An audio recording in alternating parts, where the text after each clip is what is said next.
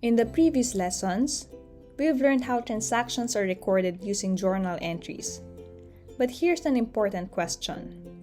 How do accountants quickly find the balance of an account like cash, revenue, or equipment? If a business has recorded hundreds of journal entries, finding those balances isn't always easy. That's where ledger accounts come in. Ledger accounts play a crucial role in the accounting cycle because they help organize accounting information in a way that makes balances easier to track. In today's lesson, you'll learn what ledger accounts are, how they work, and why accountants use them after recording journal entries. By the end of this video, you'll understand how information moves from the journal into the ledger and why this step is so important before preparing a trial balance. To understand the purpose of a ledger, let's first compare it to the journal. Both journals and ledgers are important accounting records, but they serve different purposes. The journal records transactions as they occur. Think of it as the business transaction history. It is organized by date, and it shows what happened. This is the first recording step. The ledger takes those recorded transactions and groups them by account. Instead of looking through every transaction in date order, accountants can look directly at the account they need. This makes it much easier to determine balances and review account activity. That's why ledger accounts come after journal entries in the accounting cycle. Now that we know the difference, let's define what a ledger account actually is. So what is a ledger account? A ledger account is simply a record dedicated to a single account. Every account has its own ledger. Cash has a ledger. Accounts receivable has a ledger as well. Accounts payable, service revenue, and all the other accounts has its own ledger. By grouping transactions this way, we can easily monitor increases, decreases, and balances for each account. That's the primary purpose of the ledger. Now let's look at what the ledger account actually looks like. A ledger account usually contains several columns. Similar to journal entries, you'll typically see date, particulars, reference column, debit, credit, and running balance. Now let's look at an example of a cash ledger filled in so you can visualize how it works in practice. Here, we are tracking all transactions that affect the cash account in one place. You can see that each transaction is recorded under the cash ledger instead of being scattered across different journal entries. Let's go step by step.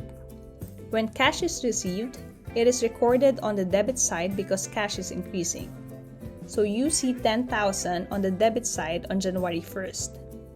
When cash is paid out, it is recorded on the credit side because cash is decreasing. Hence, a credit of 1,000 on January 3. Now notice how everything is organized in one table. Date, particulars, reference, debit, credit, and balance. For now, I'll leave the reference column blank because you'll see exactly how that works in the next video when we learn posting. This helps us focus on how the ledger is structured without getting distracted by the linking process just yet.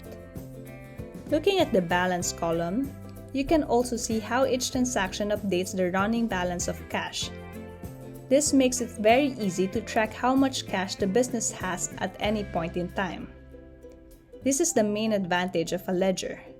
Instead of going back to multiple journal entries, everything is already organized in one place. This is exactly why ledger accounts are used in accounting.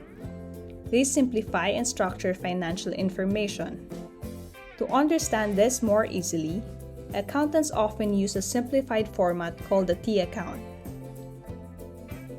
When learning accounting, you'll often see T accounts. A T account is simply a simplified version of a ledger account. It is called a T account because it looks like the letter T. The left side is the debit side, the right side is the credit side. T accounts help us focus on how transactions affect an account without worrying all about the extra columns found in a full ledger. Let's see how this helps us track account activity. Here's where the real value becomes clear. As mentioned before, instead of looking through multiple journal entries, all cash activities group together. Cash increases by $10,000, then by $2,000, and on January 3, cash decreases by $1,000, then by $700, and then by $300. Because everything is organized in one place, it's easy to determine the current balance. So what do you think is the current cash balance?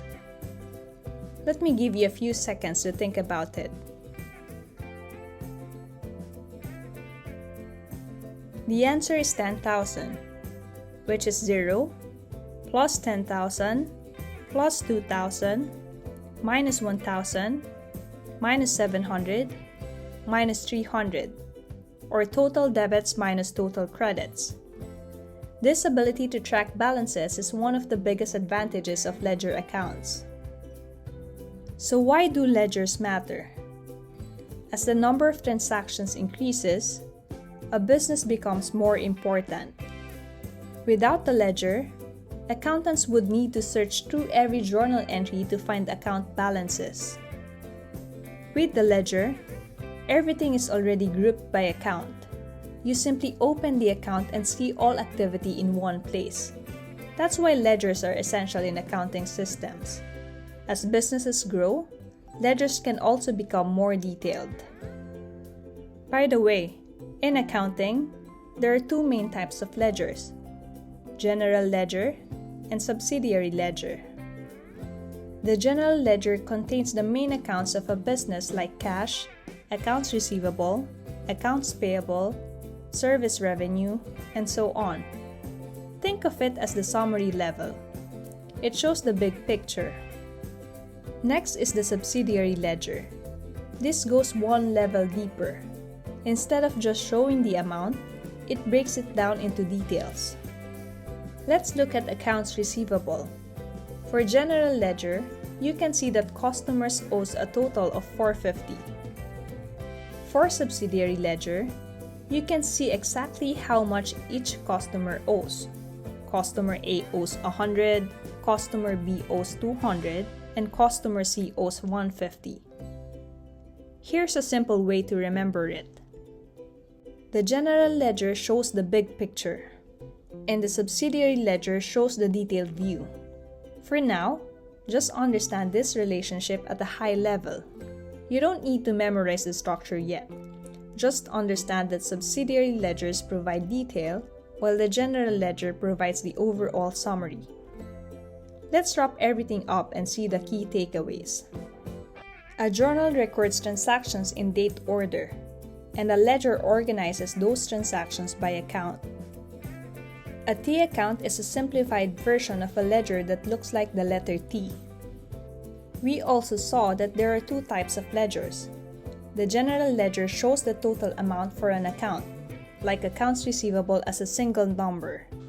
The subsidiary ledger shows the detailed breakdown behind that total, such as individual customer balances. Together, they give both the big picture and the detailed view. So that's it for this lesson. Now you understand what ledger accounts are and why they are used in accounting. If anything is still unclear, feel free to leave your questions in the comments. And if there are any accounting topics you want me to cover next, just let me know. I read every comment and I use your suggestions to improve and plan upcoming videos in this series. Next, we'll learn how journal entries are actually posted into ledger accounts step by step.